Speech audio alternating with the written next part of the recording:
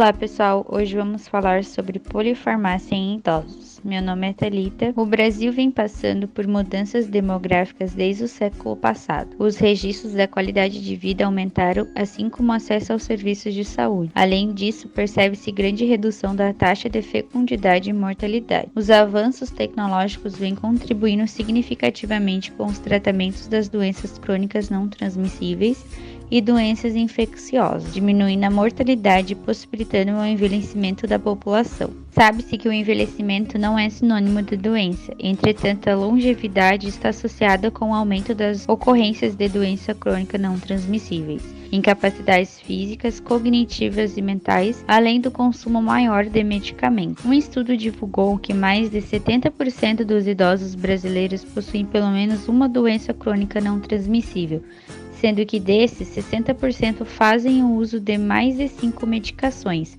caracterizando a polifarmácia. A polifarmácia é definida pela Organização Mundial da Saúde como o uso contínuo e simultâneo de 5 ou mais fármacos por um indivíduo, considerando os medicamentos fitoterápicos, suplementos ou incensos de prescrição médica. Os estudos demonstram que as variações fisiológicas relativas ao envelhecimento tendem a alterar expressivamente a farmacocinética e a farmacodinâmica dos medicamentos.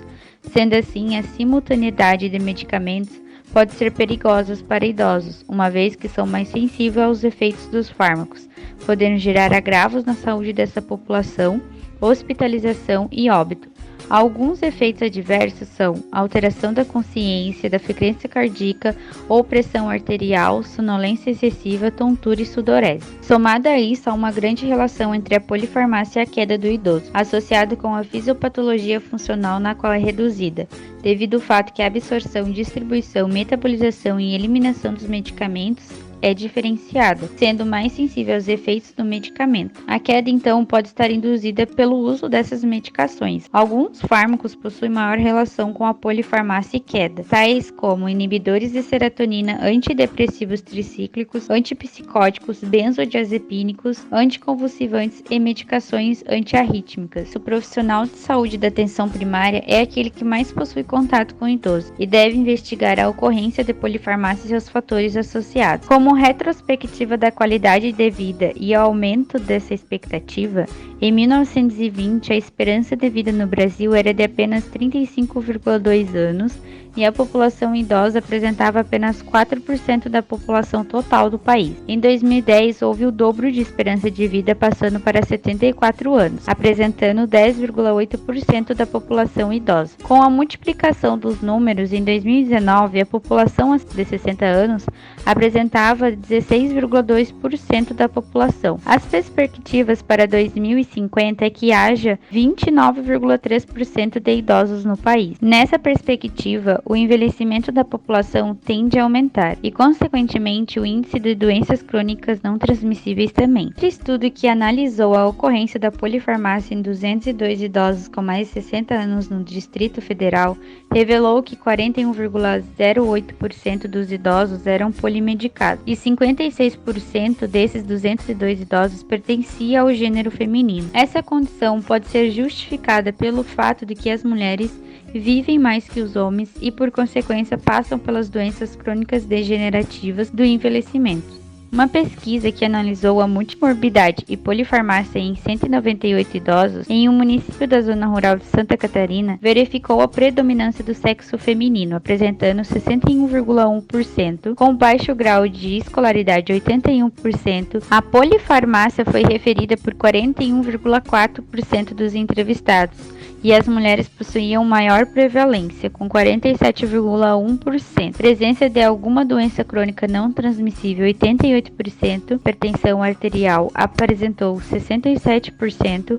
A hiperlipidemia, 32%. E a diabetes mellitus, 13,1%. Diante disso, é notável que a polifarmácia e as doenças crônicas estão associadas. Os estudos trazem que essa relação está presente principalmente nas pessoas que possuem diabetes mellitus, câncer, doenças degenerativas, hipertensão arterial e hipercolesterolemia. Os medicamentos mais comuns nesse contexto são os hipoglicemiantes, antihipertensivos, antilipídicos, antipsicóticos, antidepressivos e ansiolíticos. Sabe-se que a depressão e a ansiedade possuem um grande aumento nos índices atuais, porém não fazem parte das doenças mais prevalentes em idosos. Esse fato pode então ser explicado pela dificuldade em aceitar os problemas psicoemocionais e as patologias existentes ou pela prescrição indevida desses psicofármacos. Somada a isso, sabe que as condições socioeconômicas estão ligadas diretamente na questão da independência e autocuidado. O nível de escolaridade e renda, o acesso ao serviço de saúde privados e maiores consultas são fatores concomitantes ao uso de mais de um medicamento segundo as pesquisas. Devido a isso, fica explícito que à medida que há mais conhecimento sobre a saúde e os fármacos, há um maior autocuidado e o uso de medicamentos corretamente pelos idosos.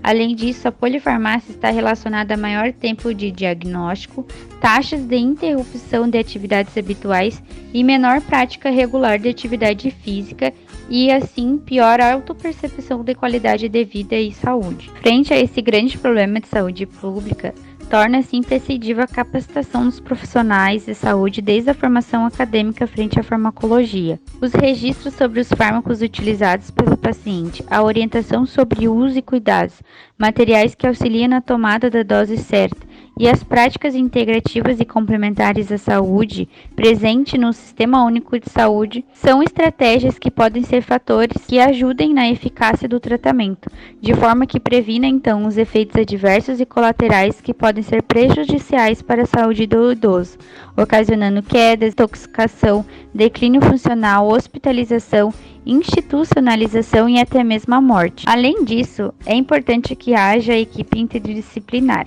Os estudos trazem que, com esses profissionais de saúde presentes, os idosos costumam fazer a medicação corretamente e tendem a diminuir a polifarmácia. Como exemplos de estratégias, é necessário adotar uma organização com criatividade dos medicamentos pelo profissional de saúde, com base na necessidade do idoso, integrando seus aspectos sociais e culturais, como, por exemplo, usar essas caixas coloridas com todos os dias da semana e deixar os medicamentos já separados, ou então usar folhas e colar os comprimidos que devem ser tomados e ou utilizar planilhas coloridas com desenhos que demonstram o horário, a dose e o medicamento certo, de maneira então que facilite o dia a dia do idoso e dos seus familiares. O uso concomitante de alguns medicamentos pode ocasionar interações medicamentosas e efeitos adversos não desejáveis, como por exemplo o uso do ácido acetil salicílico em conjunto com a insulina. O AS, então, pode aumentar o efeito hipoglicemiante da insulina. O ansiolítico e o inibidor de apetite podem ocasionar confusão mental, irritabilidade e taquicardia. Os inibidores da MAO, junto com a tiramina, podem ocasionar crises hipertensivas e hemorragia intracraniana. Os benzodiazepínicos com a cimetidina aumentam o efeito sedativo. O antibiótico e o antiácido em conjunto podem diminuir o efeito do antibiótico. Já os analgésicos com antidepressivos causam febre, agitação e taquipneia. O analgésico com ansiolítico causa taquicardia e taquipneia, e o analgésico com antidepressivo pode ocasionar bradicardia. Algumas patologias em associação com alguns fármacos podem ocasionar efeitos adversos contrários, como o caso da insuficiência cardíaca congestiva com beta-bloqueadores ou verapamil, pode ocasionar descompensação cardíaca aguda.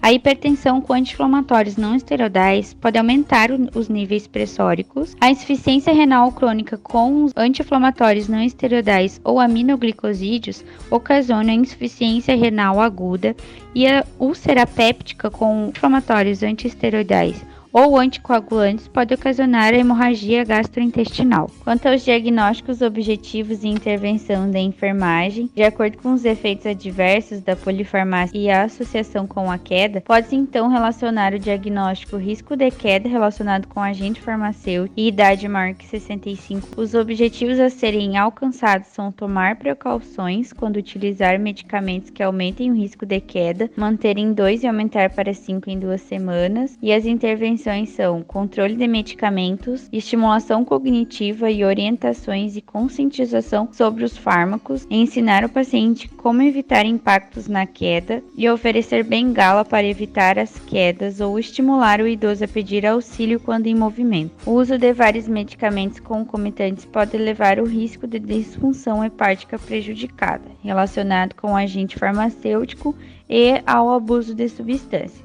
Então, tem como objetivo diminuir o uso de vários medicamentos para o mesmo problema, manter em 1 e aumentar para 5 em 2 semanas, e como intervenção deve-se realizar a educação sobre os fármacos, conscientização sobre não tomar medicamentos sem prescrição médica, determinar a disponibilidade e qualidade de recursos psicológicos, financeiros, educação e apoio familiar, e monitorar os sinais vitais durante a suspensão, bem como monitorar os efeitos da remoção dos fármacos e determinar a adesão aos tratamentos médicos e abordagens de enfermagem. O profissional da enfermagem é responsável pelo controle e checagem dos medicamentos dos indivíduos, portanto, torna-se imprescindível que haja o controle e supervisão dos medicamentos e regime terapêutico. Pode então relacionar ao diagnóstico o controle ineficaz da saúde, relacionado com a dificuldade de controlar um regime de tratamento complexo, definido por dificuldade com o regime prescrito e falha em incluir o regime de tratamento na vida diária. O objetivo é promover o autocuidado com os medicamentos não parenteral e parenteral e a autodireção dos cuidados. Manter então em 1 e elevar para 5 em 10 dias e deve-se como intervenções prestar assistência no cuidado, controlar os medicamentos, oferecer ensino e explicar o tratamento atual, oferecendo a escuta ativa. Conclui que as doenças crônicas não transmissíveis estão associadas com a polifarmácia e percebe também que há uma grande associação entre os fármacos e algumas patologias, em qual pode complicar o agravo pré-existente. Sendo assim, é necessário desenvolver ações educativas a fim de minimizar os erros de dose, horários e medicamentos. A presença da equipe multidisciplinar torna-se fundamental para a adesão do conhecimento e tratamento do idoso. Fica evidente que quanto mais informações e mais presença desses profissionais, menor é o número de polifarmácias e superdosagens. Para se pensar em estratégias de saúde, é necessário considerar seus aspectos sociais, culturais e históricos. Ainda é necessário ressaltar que o enfermeiro é responsável pela checagem e controle dos medicamentos dos indivíduos e por atender então na atenção primária, possui grande contato com os idosos. Quaisquer oportunidades de ensino que vier a surgir devem ser proveitosas e de suma importância para a qualidade de vida desses indivíduos. O dia 5 de maio é considerado o Dia Nacional do Uso Racional de Medicamentos. Esses dois panfletos trazem sobre os cuidados que devem ter sobre o uso da automedicação e os riscos que elas trazem consigo, principalmente o risco de intoxicação e a morte. Essas são as referências utilizadas e muito obrigada.